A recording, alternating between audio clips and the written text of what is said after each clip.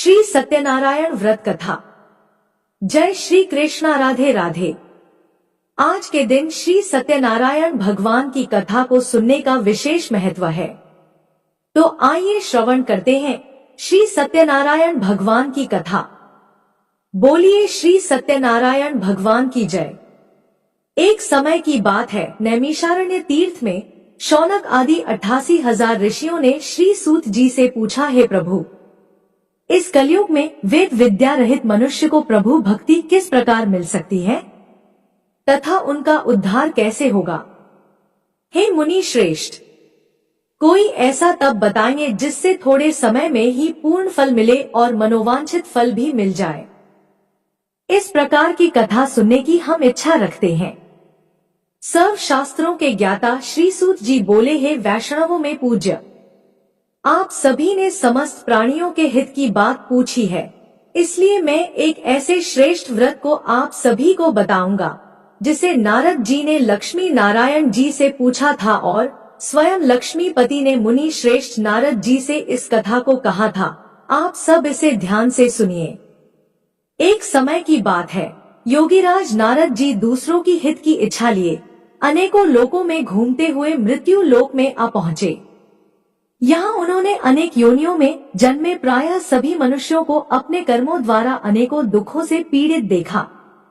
उनका दुख देख नारद जी सोचने लगे कि कैसा यत्न किया जाए जिसके करने से निश्चित रूप से मानव के दुखों का अंत हो जाए। इसी प्रकार मनन करते हुए वह विष्णु लोक में गए। वहाँ वह देवों के ईश नारायण की स्तुति करने लगे, जिनके हाथों में शंख, चक्र, गदा और पद्म थे और गले में वर माला पहने हुए थे। स्तुति करते हुए नारद जी बोले, हे भगवान, आप अत्यंत शक्ति से संपन्न हैं, मन तथा वाणी भी आपको नहीं पा सकती। आपका आदि, मध्य तथा अंत नहीं है। निर्गुण स्वरूप सृष्टि के कारण भक्तों के दुख को दूर करने वाले हैं। आपको मेरा नमस्कार है। नारद जी की स्तुति सुनकर विष्णु भगवान बोले, हे मुनि श्रेष्ठ, आपके मन में क्या बात है? आप किस काम के लिए पधारे हैं? उसे निसंकोच कहिए। इस पर नारद मुनि बोले कि मृत्यु लोक में अनेक योनियों में जन्मे मनुष्य अपने कर्मों के द्वारा अनेकों दुख से दुखी हो रहे हैं। हे नाथ, आप मुझ पर दया रखते हैं तो बताइए कि वह मनुष्य थोड़े प्रयास से ही अपने दुखों से कैसे छुटकारा पा सकते हैं। तब भगवान श्री हरि बोले, हे नारद, मनुष्यों की भलाई के लिए तुमने बहुत अच्छी बात पूछी है, जिसके करने से मनुष्य मोह से छूट जाता है। वह बात मैं तुमसे कहता हूँ, उसे ध्यान पूर्वक सुनो। स्वर्ग लोक व मृत्यु लोक दोनों में एक दुर्लभ उत्तम व्रत है जो पुण्य देने वाला है। आज प्रेमवश होकर मैं उसे तुमसे कहता हूँ। श्री सत्यनारायण भगवान का यह व्रत अच्छी तरह विधान पूर्वक करके मनुष्य तुरंत ही यहाँ सुख भोग कर मरने पर मोक्ष पाता है। श्री हरि के वचन सुनकर नारद जी बोले, हे प्रभु, उस व्रत का फल क्या है और उसका विधान क्या है? यह व्रत किसने किया था? इस व्रत को किस दिन करना चाहिए? सभी कुछ विस्तार से बताइए। नारद जी की बात सुनकर श्री हरि बोले, दुख और शोक को दूर करने वाला, यह सभी स्थानों पर विजय दिलाने वाला है। मानव को भक्ति और श्रद्धा के साथ शाम को श्री सत्यनारायण भगवान की पूजा धर्मपरायण होकर ब्राह्मणों व बंधुओं के साथ करनी चाहिए। भक्ति भाव से ही नैवेद्य, केले का फल, घी, दूध और गेहूं का आटा सवाया ले। गेहूं के स्थान पर साठी का आटा, शक्कर तथा गुड़ लेकर और सभी भक्षण योग्य पदार्थों को मिलाकर भगवान का भोग लगाएं। ब्राह्मणों सहित बंधु बांधव को भी भोजन कराएं, उसके बाद स्वयं भोजन करें। भजन कीर्तन के साथ भगवान की भक्ति में लीन हो जाएं। इस तरह से सत्यनारायण भगवान का यह व्रत करने पर मनुष्य की सारी इच्छाएं निश्चित रूप से पूरी होती हैं। इस कलिकाल अर्थात कलयुग में मृत्यु लोक में मोक्ष का यही एक सरल उपाय बताया गया है। इस प्रकार से श्री सत्यनारायण व्रत कथा का प्रथम अध्याय संपूर्ण हुआ। आप लोग बड़ी श्रद्धा और प्रेम से बोलिए, श्री सत्यनारायण भगवान की जय। अब आइए श्रवण करते हैं सत्यनारायण व्रत कथा का दूसरा अध्याय। सूत जी बोले, हे ऋषियों, जिसने सबसे पहले इस व्रत को किया था, मैं उसका इतिहास कहता हूँ, इसे ध्यान से सुनो। सुंदर काशीपुरी नगरी में एक अत्यंत निर्धन ब्राह्मण रहता था। भूख प्यास से परेशान वह धरती पर घूमता रहता था।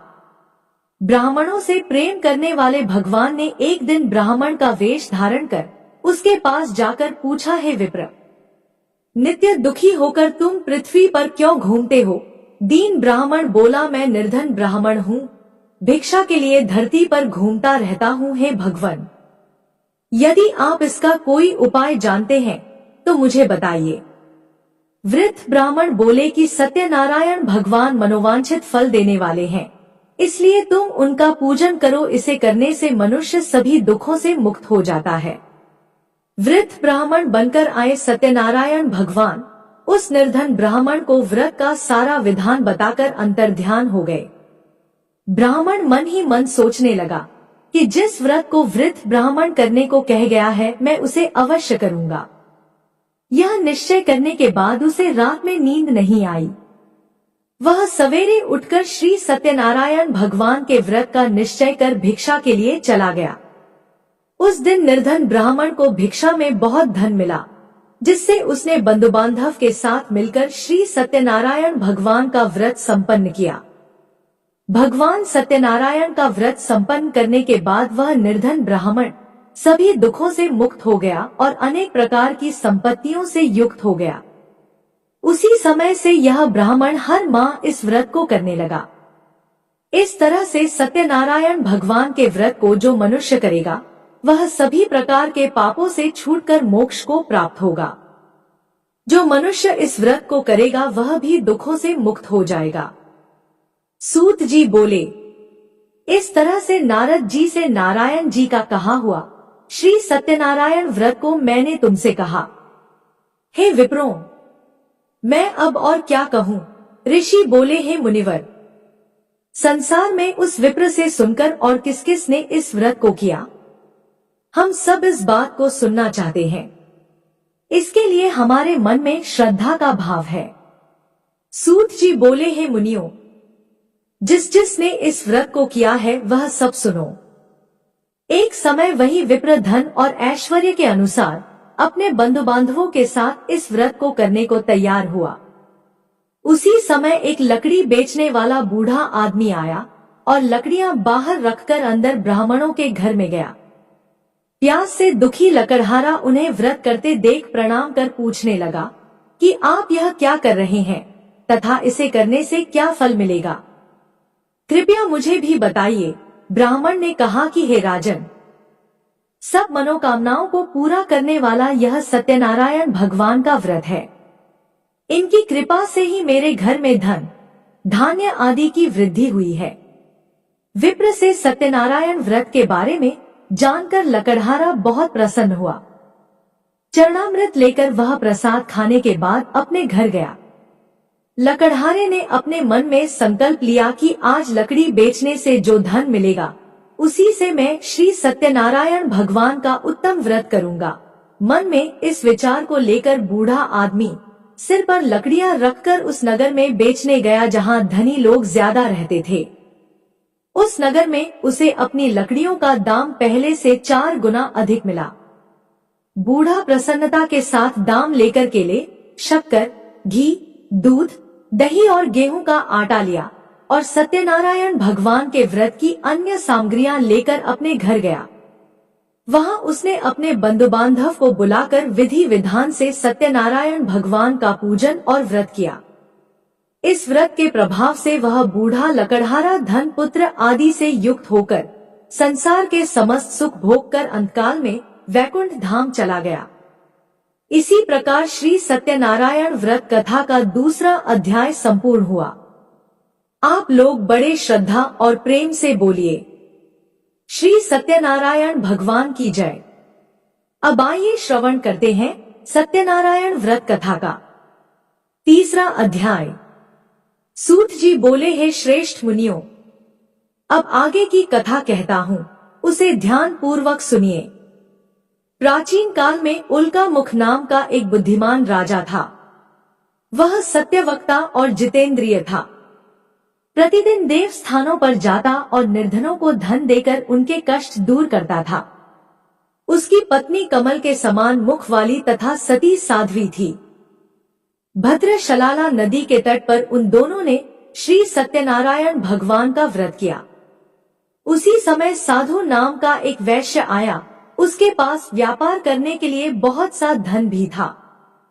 राजा को व्रत करते देखकर वह विनय के साथ पूछने लगा, हे राजन, भक्ति भाव से पूर्ण होकर आप यह क्या कर रहे हैं? मैं सुनने की इच्छा रखता हूँ, इसलिए आप मुझे बताने का कष्ट करें।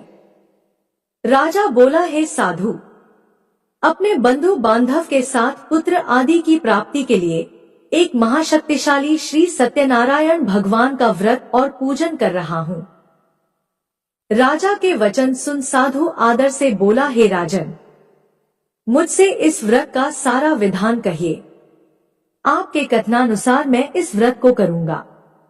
मेरी भी संतान नहीं है और इस व्रत को करने से निश्चित रूप से मुझे संतान की प्राप्ति होगी।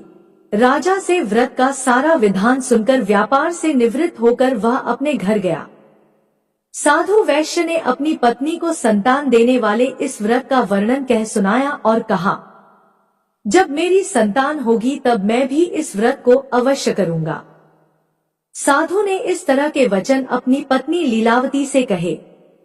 एक दिन लीलावती पति के साथ आनंदित हो सांसारिक धर्म में प्रवृत्त होकर श्री सत्यनारायण भगवान की कृपा से गर्भवती हो गई। 10वें महीने में उसके गर्भ से एक सुंदर कन्या ने जन्म लिया। दिनोंदिन वह ऐसे बढ़ने लगी जैसे शुक्ल पक्ष का चंद्रमा बढ़ता है। माता पिता ने अपनी कन्या का नाम कलावती रखा। एक दिन लीलावती ने मीठे शब्दों में अपने पति को याद दिलाया कि आपने सत्यनारायण भगवान के जिस व्रत को करने का संकल्प किया था उसे करने का समय आ गया है। साधु बोला, हे प्रिय, इस व्रत को मैं उसके विवाह पर करूंगा। इस प्रकार अपनी पत्नी को आश्वासन देकर वह नगर को चला गया। कुछ वर्षों के तत्पश्चात कलावती शादी के योग्य हो गई। साधु ने एक बार नगर में अपनी कन्या को सखियों के साथ देखा तो तुरंत ही पुरोहित को बुलाया और कहा, मेरी कन्या के लिए योग्य वर देख कर आओ। साधु की बात सुनकर पुरोहित कंचन नगर में पहुंचा और वहां देखभाल कर लड़की के लिए सुयोग्य वर ढूंढा। साधु ने बंधु बांधव को बुलाकर अपनी पुत्री का विवाह कर दिया, लेकिन दुर्भाग्य की बात यह थी कि साधु ने अभी भी श्री सत्यनारायण भगवान का व्रत नहीं किया। इस पर श्री सत्यनारायण भगवान क्रोधित हो गए और श्राप दिया कि साधु को अत्यधिक दुख मिले। अपने कार्य में कुशल साधु बनिया जमाई को लेकर समुद्र के पास स्थित रत्नापुर नगर में गया। वहां जाकर ससुर दामाद दोनों मिलकर चंद्रकेतु नामक राजा के नगर में व्यापार करने लगे। एक दिन भगवान श्री सत्यनारायण की माया से एक चोर राजा का धन चुराकर भाग रहा था। उसने राजा के सिपाहियों को अपना पीछा करते देख चुराया हुआ धन वहां रख दिया, जहां साधु अपने जमाई के साथ ठहरा हुआ था। राजा के सिपाहियों ने साधु वैश्य के पास राजा का धन पड़ा देखा तो ससुर जमाई दोनों को बांधकर प्रसन्नता से राजा के पास ले गए और कहा, महाराज, हम दोनों चोरों को पकड़ लाए हैं, आप आगे की कार्रवाई की आज्ञा दें। राजा की आज्ञा से उन दोनों को कारावास में डाल दिया गया और उनका सारा धन भी उनसे छीन लिया गया। श्री सत्यनारायण भगवान के श्राप से साधु की पत्नी भी बहुत दुखी हुई। घर में जो धन रखा था उसे चोर चुरा ले गए। शारीरिक तथा मानसिक पीड़ा व भूख प्यास से अति दुखी होकर कलावती एक ब्राह्मण के घर गई। वहां उसने श्री सत्यनारायण भगवान का व्रत होते देखा और कथा भी सुनी। वह प्रसाद ग्रहण कर रात को घर वापस आई। माता ने कलावती से पूछा, हे पुत्री, अब तक तुम कहाँ थी? तेरे मन में क्या है?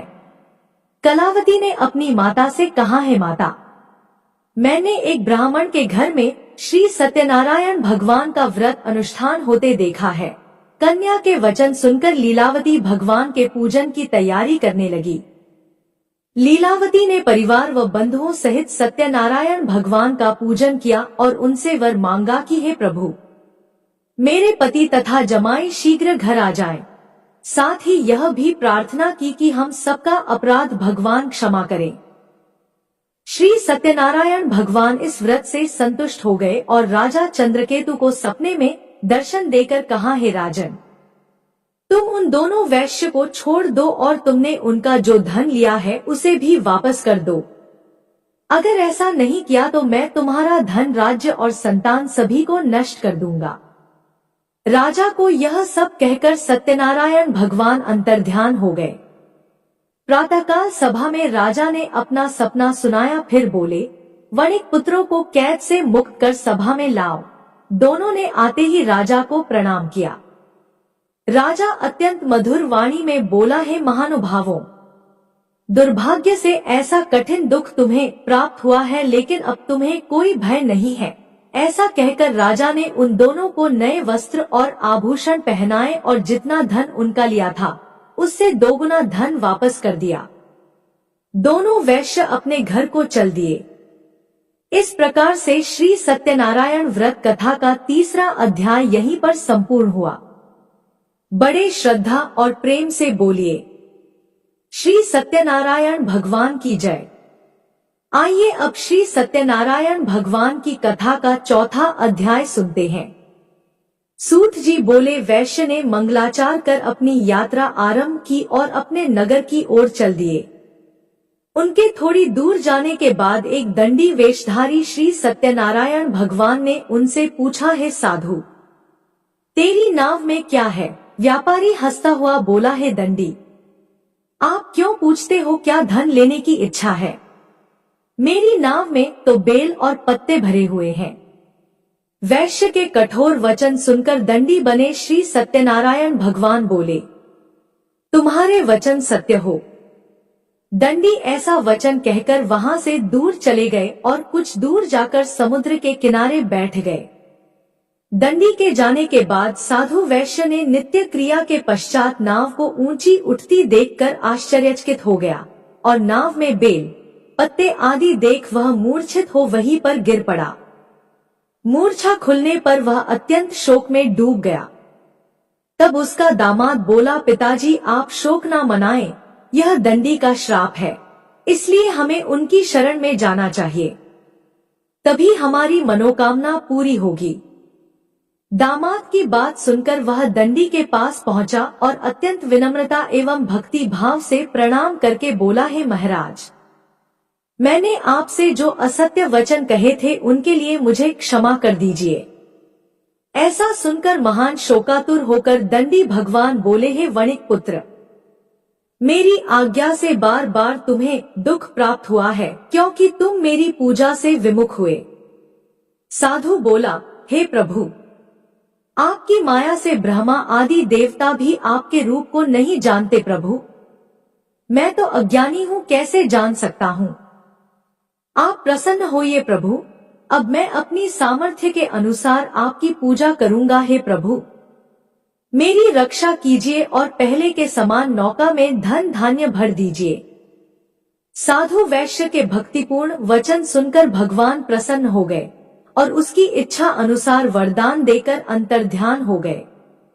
ससुर जमाई जब लौटे तो नाव धन से भरी हुई थी। फिर वही अपने अन्य साथियों के साथ श्री सत्यनारायण भगवान का पूजन कर अपने नगर को चल दिए। जब नगर के नजदीक पहुंचे तो दूत को घर पर खबर करने के लिए भेज दिया। दूत साधु की पत्नी को प्रणाम कर कहता है कि हे माता, स्वामी अपने दामाद सहित नगर के निकट आ गए हैं। दूत की बात सुन साधु की पत्नी लीलावती ने बड़े हर्ष के साथ श्री सत्यनारायण भगवान का पूजन कर अपनी पुत्री कलावती से कहा, हे पुत्री, मैं अपने पति के दर्शन को जा रही हूँ, तू कार्य पूर्ण कर शीघ्र आ जाना। माता के ऐसे वचन सुनकर कलावती जल्दी से प्रसाद छोड़कर अपने पति के पास चली गई। प्रसाद की अवज्ञा के कारण श्री सत्यनारायण भगवान रुष्ट हो गए और नाव सहित उसके पति को पानी में डुबो दिया।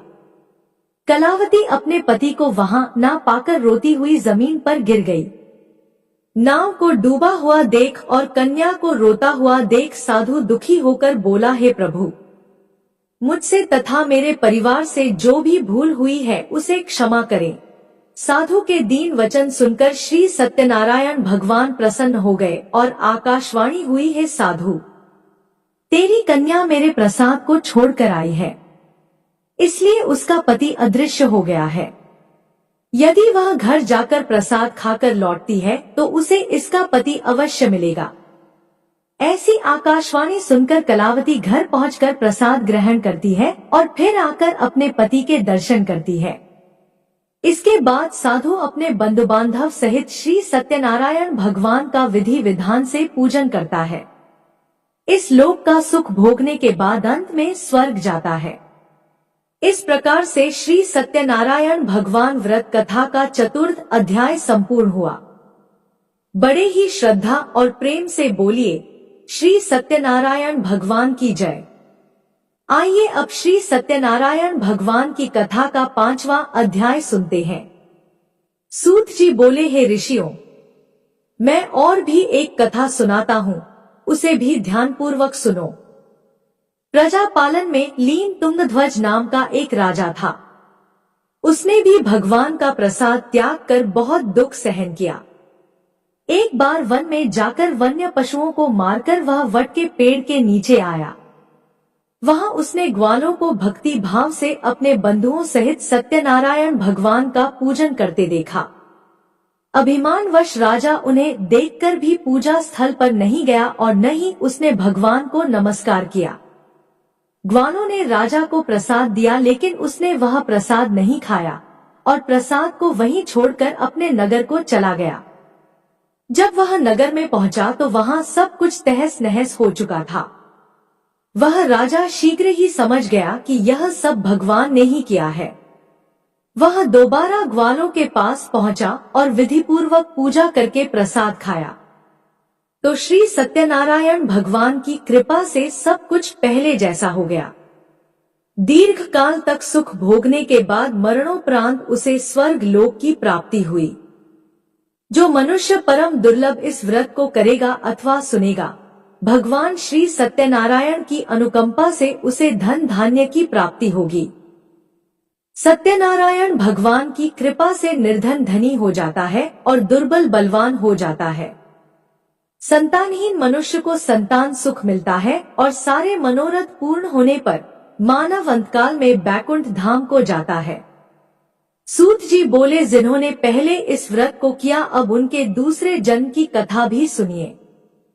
शतानंद नामक ब्राह्मण ने सुदामा के रूप में जन्म लेकर भगवान श्री कृष्ण की भक्ति कर मोक्ष प्राप्त किया। उल्कामुख नाम के महाराज राजा दशरथ बने और श्री रंगनाथ का पूजन कर बैकुंठ को प्राप्त हुए। साधु नाम के वैश्य ने धर्मात्मा व सत्य प्रतिज्ञ राजा मोरध्वज बनकर अपने पुत्र को आरे से चीरकर मोक्ष को प्राप्त हुआ। महाराज तुंगध्वज स्वयंभू मनु हुए। उन्होंने बहुत से लोगों को भगवान की भक्ति में लीन कर मोक्ष प्राप्त किया। लकड़हारा भील अगले जन्म में निषाद राजा हुआ, जिसने भगवान श्री राम के चरणों की सेवा कर मोक्ष प्राप्त किया। इस प्रकार श्री सत्यनारायण व्रत कथा का 5वां अध्याय संपूर्ण हुआ। बड़ी ही श्रद्धा और प्रेम से बोलिए, श्री सत्यनारायण भगवान की जय। बोलिए, श्री सत्यनारायण भगवान की जय। श्रोताओं, पूरी सत्यनारायण व्रत कथा का निहितार्थ यह है कि लौकिक एवं पालौकिक हितों की साधना के लिए मनुष्य को सत्य आचरण का व्रत लेना चाहिए। सत्य ही भगवान है, सत्य ही विष्णु है। लोक में सारी बुराइयों, सारे कलेश, सारे संघर्षों का मूल कारण है सत्य आचरण का अभाव। श्री सत्यनारायण व्रत कथा पुस्तिका में इस संबंध में एक श्लोक है, जिसका अर्थ है कि सत्यनारायण व्रत का अनुष्ठान करके मनुष्य सभी दुखों से मुक्त हो जाता है। कलिकाल में सत्य की पूजा विशेष रूप से फलदायी है। सत्य के अनेक नाम हैं, यथा सत्य नारायण, सत्य देव सनातन, सत्य रूपी विष्णु भगवान कलयुग में अनेक रूप धारण करके लोगों को मनवांछित फल देंगे। इसी प्रकार से श्री सत्यनारायण व्रत कथा संपूर्ण हुई। जय श्री सत्यनारायण भगवान। अगर वीडियो पसंद आई तो हमारे चैनल को सब्सक्राइब करें। धन्यवाद।